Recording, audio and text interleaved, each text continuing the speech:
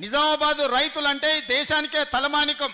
పంజాబ్ హర్యానా రైతులతో పోటీ పడి గిట్టుబాటు ధర విషయంలో కానీ రైతుల సమస్యల విషయంలో పోరాడాలి అని అంటే భారతదేశంలో హర్యానా పంజాబ్ రైతులతో పోటీ పడి నిరసన తెలపడంలో ప్రభుత్వాలను గడగడలాడించడంలో నిజామాబాద్ రైతులకు పెట్టిన పేరు.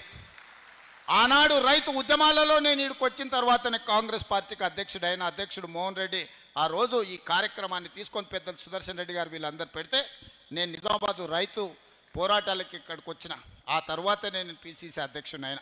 అలాంటి నిజామాబాద్ రైతులను నేను అడుగుతున్నా, మీరు చెప్పండి, 25,50,000 మంది రైతులకు 21,000 కోట్ల రూపాయలు 2 లక్షల వరకు రైతు రుణమాఫీ చేసి ఉంటేనే లెక్కలు చూసి మరి కాంగ్రెస్ పార్టీకి ఓటేయండి.